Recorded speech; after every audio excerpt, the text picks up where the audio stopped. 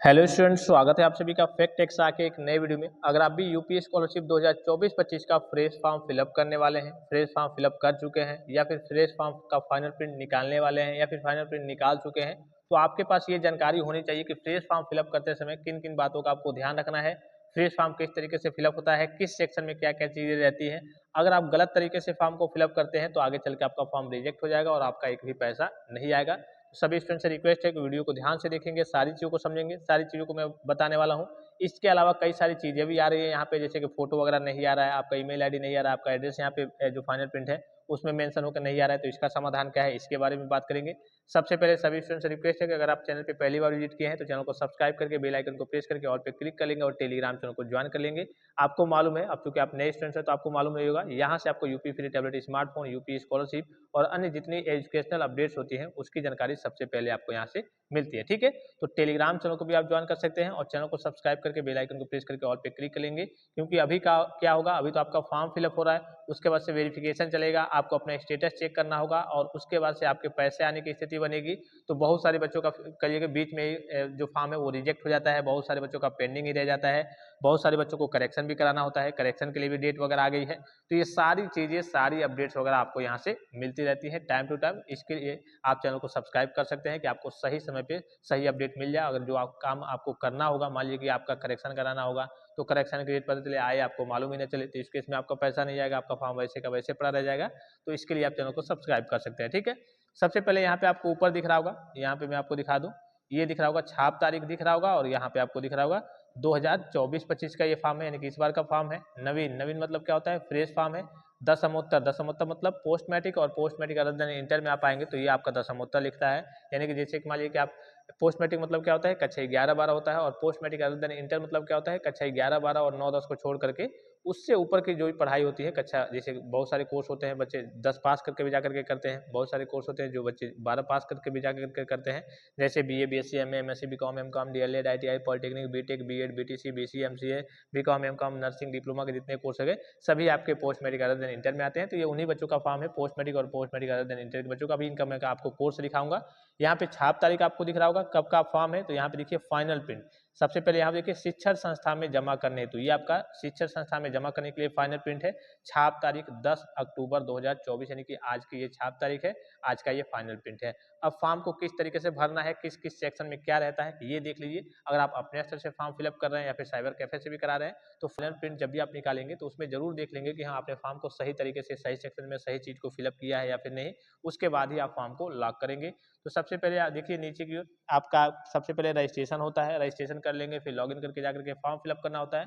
तो सबसे पहले आपके जनपद का नाम, जहाँ पे आपके जिस जिले में आपका कॉलेज है वो रहेगा, फिर आपका कॉलेज का नाम रहेगा, आपके इंस्टीट्यूट का अर्थात शिक्षण संस्थान का नाम रहेगा, आपका रजिस्ट्रेशन नंबर रहेगा, जब आप रजिस्ट्रेशन करने जाएंगे तो एक रजिस्ट्रेशन नंबर आपको मिलेगा, आपका नाम रहेगा, अगर आपका कोई परिवर्तित नाम है तो वो रहेगा, और पिता पति का नाम रहेगा, आपके पिताजी का नाम रहेगा, माता जी का यहाँ पे नीचे नाम रहेगा और आपका धर्म रहेगा। उसके बाद से यहाँ पे देखिए फोटो यहाँ पे ब्लैंक दिख रहा है, फोटो खाली दिख रहा है। ठीक है, तभी हम इसके बारे में बात करते हैं, फोटो खाली क्यों दिख रहा है, इसका समाधान क्या है।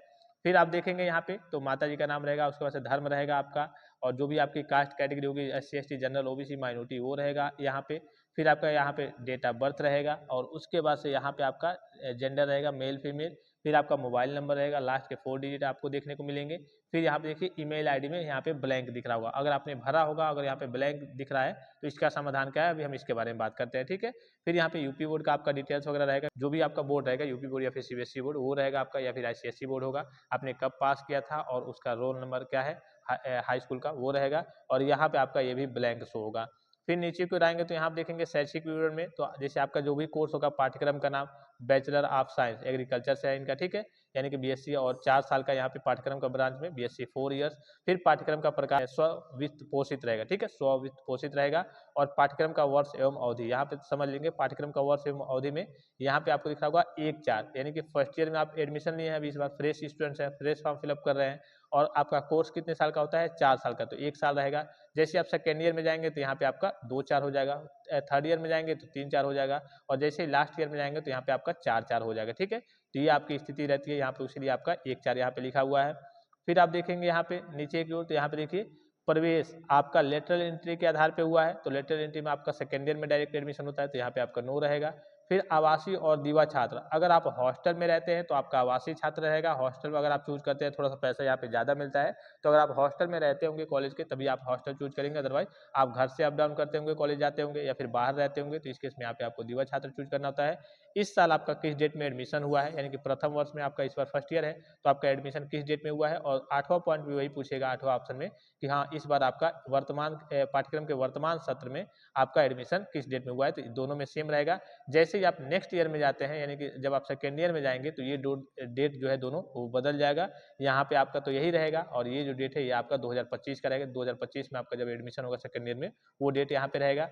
फिर समझ गए, यहाँ पे नीचे को आएंगे तो यहाँ देखिए बोर्ड एफिलिएटिंग एजेंसी का पंजीयन क्रमांक, जो भी आपका बोर्ड होगा AK2U, BTUP, UP2U, जो भी आपका बोर्ड होगा या फिर यूपी बोर्ड CBSE बोर्ड, उस बोर्ड का यहाँ पे जो रजिस्ट्रेशन होता है वो नंबर रहता है। फिर आपका कौन सा बोर्ड है, कौन सा यूनिवर्सिटी है, वो यहाँ पे रहेगा। और यहाँ पे दिख रहा होगा आपको क्या व्यावसायिक पाठ्यक्रम में प्रवेश कक्षा 12 के अंकों को मेरिट के आधार पे हुआ है, तो यहाँ पे नो रहता है। ठीक है, सभी बच्चों का कहिए कि यहाँ पे इसके आधार पे नहीं होता है, 12 के अंकों को मेरिट के आधार पे नहीं होता। अगर आपका होता होगा किसी कोर्स में तो यहाँ पे आप यस कर देंगे। पाठ्यक्रम की पात्रता क्या है, तो आप इंटरमीडिएट बेस पे एडमिशन लिए हैं तो यहाँ पे इंटरमीडिएट रहेगा। अगर आपका हाई स्कूल बेस पे एडमिशन हुआ होगा, जैसे पॉलिटेक्निक के बच्चों का, जो नॉर्मली बच्चे 3 साल का पॉलिटेक्निक करने आते हैं उनका हाई स्कूल रहता है, तो आपका जो भी होगा पाठ्यक्रम की पात्रता उसको यहाँ पे आपको चूज करना होता है।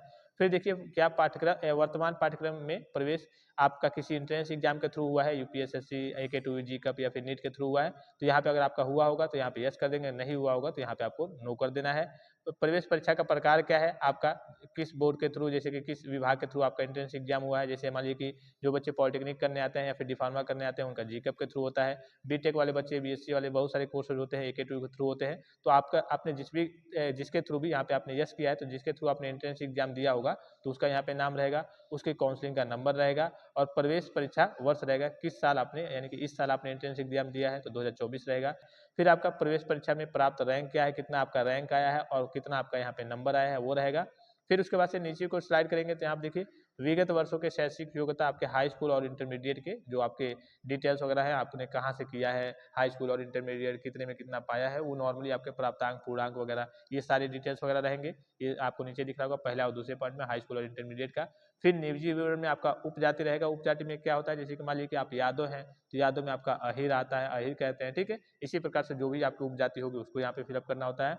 फिर यहाँ पे आवासीय स्थायी पता और यहाँ पे पत्र व्यवहार का पता, यहाँ पे समझ लेंगे आवासीय स्थायी पता में क्या होता है, आपका जो भी परमानेंट एड्रेस है वो फिलअप करेंगे और पत्र व्यवहार के पता में आप जहाँ रहते होंगे वो फिलअप करेंगे।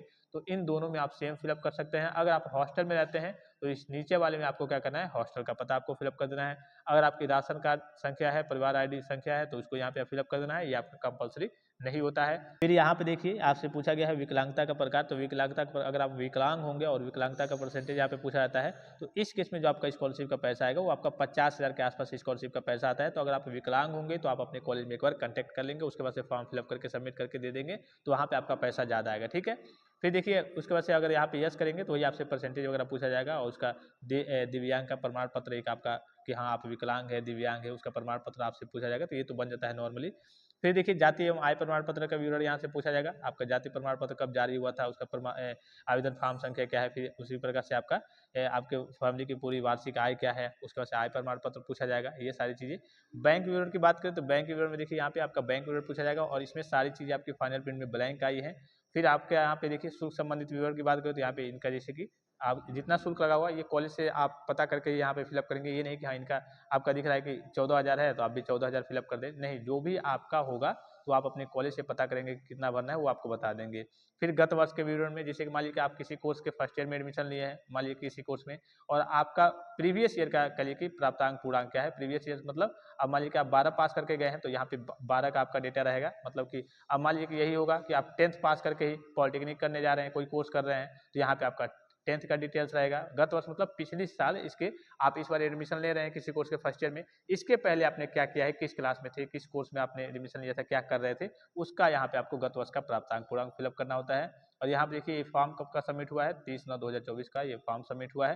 तो ये सारी चीज़ें रहती हैं। फिर नीचे की ओर आएंगे तो यहाँ पे आपसे आपका सारा चीज़ दिख जाएगा क्या क्या डॉक्यूमेंट्स आपको जमा करने हैं। तो यहाँ पे देखिए डॉक्यूमेंट्स की बात करें तो आवेदक के माता पिता या फिर जो भी कहिए कि आपके अभिभावक होंगे, मान लीजिए कि आपके माता पिता की डेथ हो चुकी है, इस केस में आप जिस भी रिश्तेदार के यहाँ रहते होंगे, अपने चाचा चाची, नाना नानी के यहाँ, तो उनका कहिए कि यहाँ पे आय प्रमाण पत्र की छायाप्रति लगेगी और जो जाति प्रमाण पत्र लगेगा वो आपके नाम का रहेगा।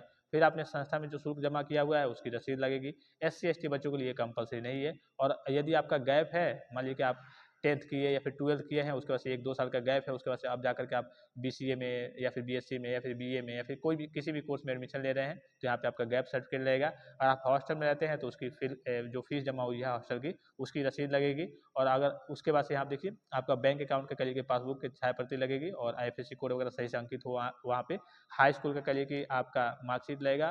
फिर पिछली कक्षा अगर आपने इंटरमीडिएट किया है तो उसकी मार्कशीट लगेगी और आपका आधार कार्ड वगैरह लगेगा। ये नॉर्मल से डॉक्यूमेंट्स आपके लगते हैं जब जमा होते हैं, तो ये सारे डॉक्यूमेंट्स हैं।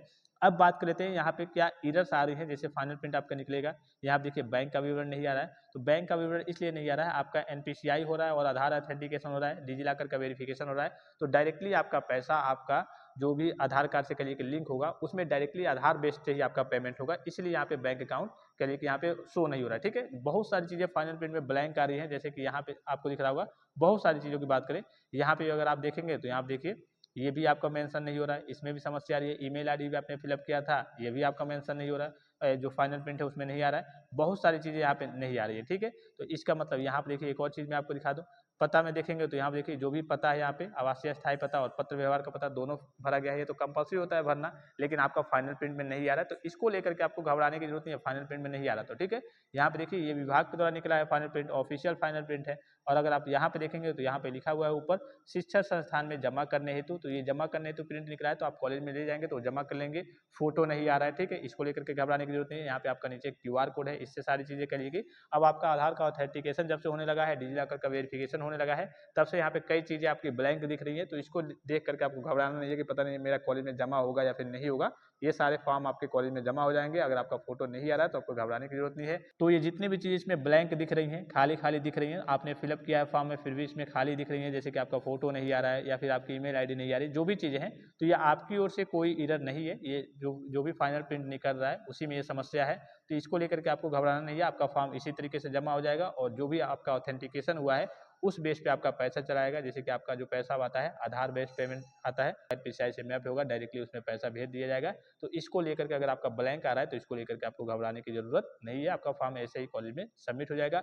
और किसी प्रकार का संदेह हो, कोई जानकारी चाहिए तो आप कमेंट बॉक्स में कमेंट करके पूछ सकते हैं। मैं कोशिश करूंगा कि आपके कमेंट का आपको रिप्लाई दूं या फिर उस हिसाब से आपको वीडियो प्रोवाइड कर दूंगा। फिलहाल इस वीडियो में इतना, इजाजत दीजिए, धन्यवाद, थैंक्स फॉर वॉचिंग। मिलते हैं नेक्स्ट वीडियो में।